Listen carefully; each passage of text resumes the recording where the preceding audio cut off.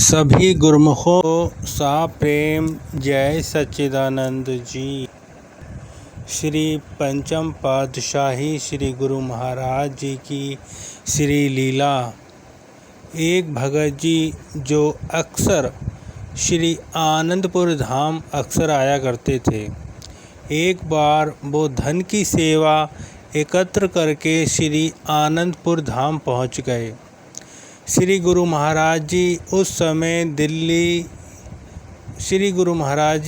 समय किसी त्योहार के बाद शांतपुर गए हुए थे। बिना आज्ञा वहाँ जाना मना है। वो भगत जी प्रबंधक जी को विवश करने लगे शांतपुर की आज्ञा दिलवाने के लिए। महात्मा जी ने बड़े विनम्र भाव से कहा, हम आपकी विनती श्री चरणों में पहुंचा देंगे। अगर स्वीकार हुई तो आप दर्शनों के लिए शांतपुर जा सकोगे। उन भगत जी ने सुनी अनसुनी कर दी और जिस टोकरे में धन की सेवा थी वो टोकरा उठाया, अपने भाई को लेकर चल दिए शांतपुर। मन में अहंकार आ गया कि मैं इतनी सेवा लाया हूँ तो मुझे तो दर्शन देंगे ही। स्वामी जी जैसे ही चक हरिनगर से आकर शांतपुर में विराजमान हुए तो महात्मा जी ने भगत जी की विनती श्री चरणों में रखी। हमारे दयालु महाप्रभु जी ने विनती स्वीकार कर ली। वह भगत जी मन ही मन अपने ऊपर इतरा रहे थे कि स्वामी जी मेरी सेवा से खुश होंगे।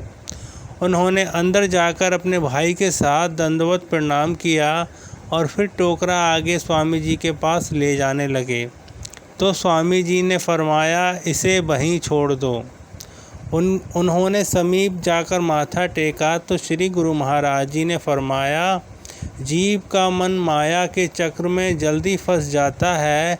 उस समय पता ही नहीं चलता कि जीव का शत्रु अहंकार उसके सर पर सवार हो गया है। अहम भाव से की गई सेवा का कोई महत्व नहीं है।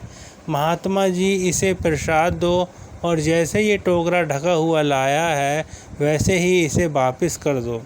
भगत जी ने फिर से विनती की, श्री गुरु महाराज जी कृपया भेंट स्वीकार करो। स्वामी जी ने कहा, इसमें से हमें कुछ भी अपेक्षित नहीं है। अधिक समझाने पर वह उस टोकरे को लेकर बाहर आ गए।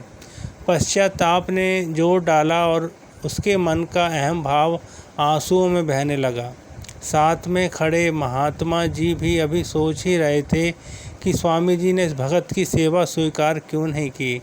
इतनी देर में श्री गुरु महाराज जी ने महात्मा जी को फरमाया कि बाहर जाकर देखो तो भगत क्या कर रहा है। श्री गुरु महाराज जी ने फरमाया कि महात्मा जी बाहर देखो तो भगत क्या कर रहा है। जब महात्मा जी आए तो उनका भाई उनको कह रहा था, मैंने तो तुम्हें पहले ही बोला था, महापुरुष भाव के भूखे होते हैं, हमें बिना आज्ञा के यहाँ आना ही नहीं चाहिए था। प्रेम अश्रु बहाते हुए भगत जी ने महात्मा जी से विनय की, मेरे मन का अहम भाव अब मुझे कचोट रहा है। मेरे मन ने तो कहा था कि तेरा खूब स्वागत होगा, परंतु अब समझ में आया है कि महापुरुष हमारी रूह के हितैषी होते हैं।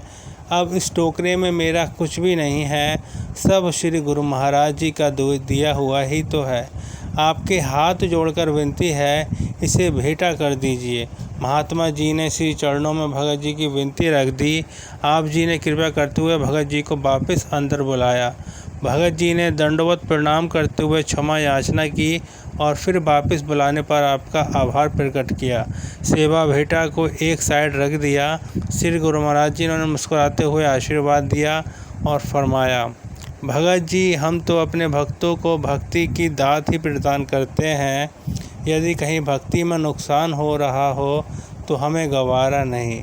फिर अहंकार तो सबसे बड़ा शत्रु है, इसलिए अहंकार को अब त्यागो, भजन करो भक्ति कमाओ। बोलो जयकारा बोल मेरे श्री गुरु महाराज की जय।